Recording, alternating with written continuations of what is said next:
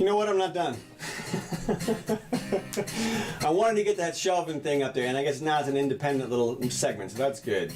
But I got a little bit more to say about a couple of the things today. So, as you can see, it's April 1st. It's freezing down here in Florida. You can see the snow behind me. Oh my God, it's like 60s here. It's terrible. We're dying. So, geez, everybody stay indoors, stay safe. Listen, second thing on the list here for today. Sorry, I'm a little bit distracted trying to do three things at once here. All right. YouTube censors Alan Dershowitz. This is real. Now, of course, it's a private company. They can do whatever they want. I'm not saying this is a violation of Fourth Amendment or anything like that, Fifth Amendment, whatever. It's not. It's not government action in any way. So they can do whatever they want. But you have to ask yourself, what is going on here? Dershowitz interviewed some guy about the vaccines. And, you know, maybe the guy was a quack or whatever. But for YouTube to take down his video, which is what they did, the implication is that there is no value to his conversation with the guy at all. Nothing. Like, no good could come of anyone seeing that conversation. And what an amazing value judgment to make on a guy who was a 50-year professor at Harvard Law School, arguably, I mean, at one time, of course, the best school in the country, and it was then. This guy knows what he's talking about. And I know everybody hates him now because they try to associate him with Jeffrey Epstein. They try to, you know, they did that after he defended Trump, I think. A lot of liberals were super pissed at him. But this guy is a die-hard, dyed-in-the-wool, yellow dog Democrat. And the fact, I mean, Nobel Peace Prize, he can nominate people for the Nobel Prize. I mean, the number of articles he's written for the New York Times back when it was a newspaper are just amazing. But yet, his conversation, according to YouTube, has literally no place on the internet. So they aced it. Interesting. Just thought that was interesting. All right.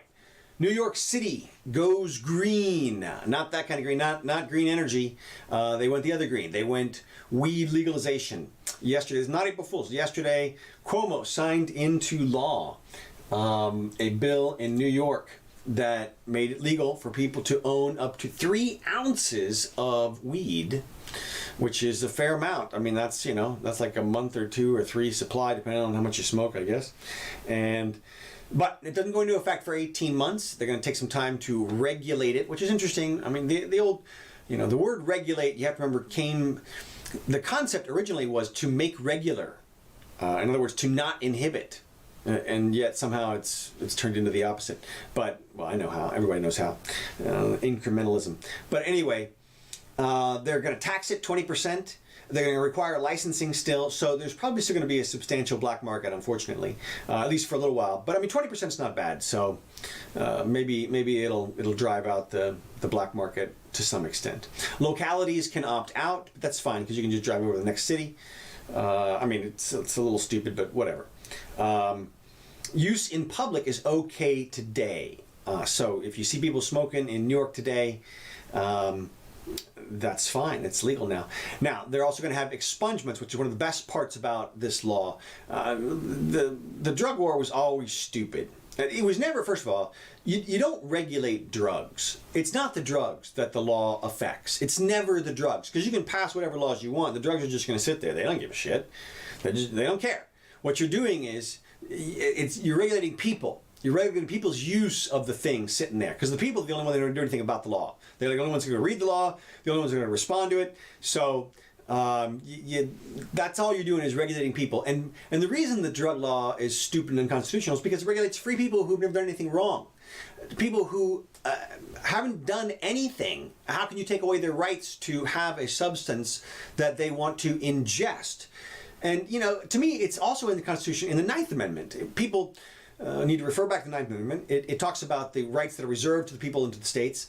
And one of them, I believe, without question, would have been the right to ingest. I mean, how can you not have a right to ingest stuff? If you go commit a crime after you ingest something, that's a crime. That's its own thing. But how can the ingestion itself be a crime? You've changed your body chemistry in a way that violates the crown. That doesn't even make any sense. How can the state even have any interest in what's going on inside your body?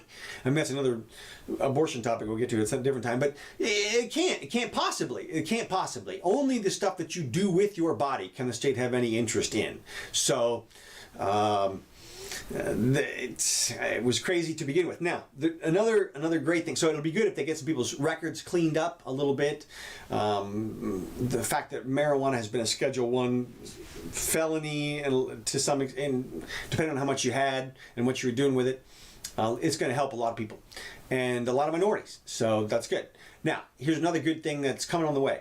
Hopefully, you know of the MORE Act, M-O-R-E, which is the Marijuana something reform something.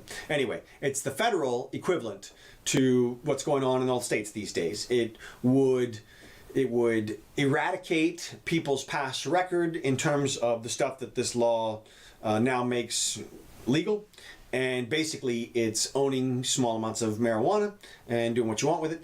The best part about this, well, the expungements is probably the best part, but the second best part is the fact that it will lift the veil on the banks being able to participate in the marijuana industry. Right now, everything that's happening in the marijuana industry in all the states is technically federally illegal. And at any moment, the marshals could just storm into these places, as they did under Barack Obama.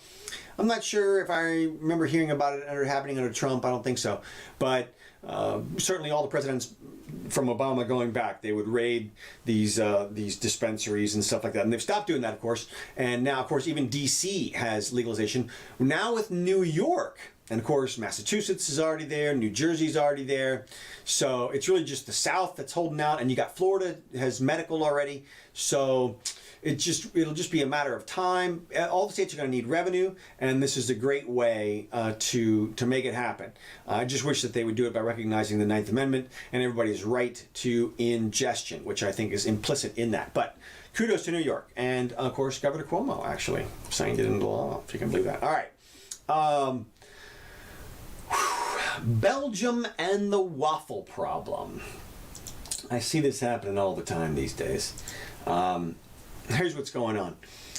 People are conflating, and I'm going to assume that these are young people because this is just a common thinking mistake. People are conflating the actions of individuals with the actions of groups and vice versa. And let me give you an example. Somebody tweeted out the other day that that the Belgians had murdered a bunch of people in the Congo, I guess, and that yet they were only known for their waffles. And what they were talking about was some shit that went down a couple hundred years ago. Now, I hate to break it to you. Actually, I love to break it to them, to y'all, to everybody. And that is that it wasn't the Belgians that did that, all right? It was those Belgians. It was those guys back then, 200 years ago. It wasn't the waffle guys. It's different people altogether. It wasn't the chocolate people. And look, I know somebody go, well, they're related. Look, you don't have to answer for the sins of your ancestors. You do not. If we did, first of all, it makes no sense at all because we're all related. Duh. If you just go back in time, I mean, you couldn't possibly begin to answer for the sins of your ancestors. You would immediately be guilty for murder within a few generations. Everybody would be. We'd all be locked away. And then, what do we do then? So we all recognize it has been ironclad for centuries that you do not answer for the sins of your father or your ancestors or anybody else in your family or your group. We have individual responsibility in this country, and that is what it's supposed to be. So they had another incident. They had a thing in Australia. I don't know if this is real, but Australian boys were made to apologize for crimes of others in their gender. Like, they were made to apologize to the girls in their class because of rape, I guess, or whatever. I don't even know if this story doesn't even sound true, but I've seen it. I see it a lot, and you have to clear up your thinking on that. The whole issue is start assigning individual responsibility. I don't even talk about news stories as the New York Times anymore. I talk about the individual reporter, because that's who wrote the damn thing, or the editor. I mean, that, when you say New York Times, you're talking about the editor, really. We should start assigning individual responsibility for comments and opinions and stuff like that. So anyway, let's see what else we got here. Anything? Oh, one other really cool thing. Check this out. I'm just going to show you this. This is my science update right now. Look at this really cool object. This is a balancing cube, if you can believe it. This is excellent little device, the Cubli. Watch what this thing can do.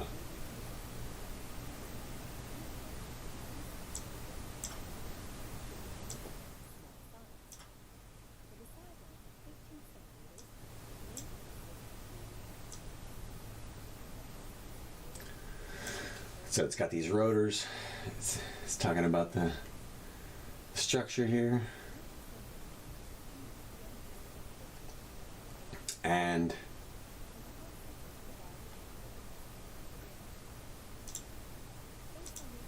oops, watch this little puppy do what it does. Come on.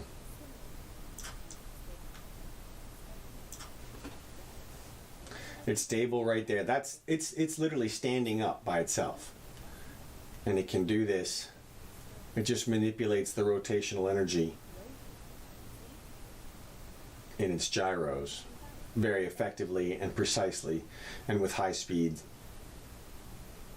And it's able to do this. So if they can balance a cube, in other words, if they can balance a cube, they can balance anything.